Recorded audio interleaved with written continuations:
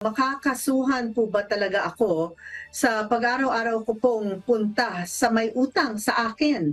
Twice a day po kasi ang ginagawa ko hanggang sa sinabihan akong harassment na raw po ang ginagawa ko. Ayan Bakit naman po, Attorney VP Talaw from twice a J. day Rose. naman? Siyempre kailangan rin niyang mabayaran, no? Kailangan niya yung pera. Pwede naman siguro, Twice pero a wag day. naman araw-araw. Kahit siguro buwan ba? Twice a day nga po. Twice a day pa nga, hindi lang araw-araw, di ba? 2 times a day. kahit ako siguro, kung wala namang pambayad, parang hindi mo din alam ano po Talaga. ang magiging reaction.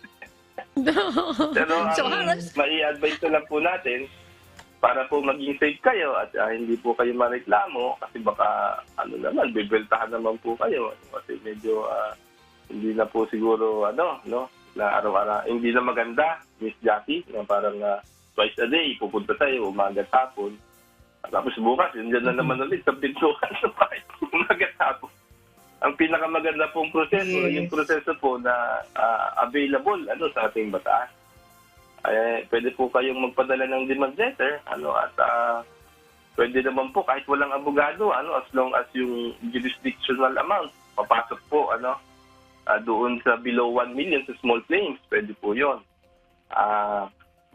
Pagka-file ng demand letter, mag-proceed po kayo directly sa lower court natin, sa NTC, para makapag-fill up nung small claims form.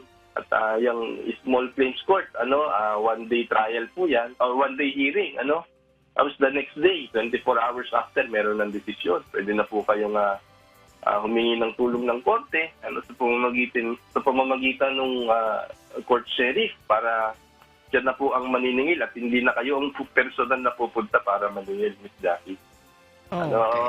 Pwede, meron naman ding barangay tayo. Yung barangay po, yung ating authorities, ang hingan po natin ng sakdol para po makapaningil.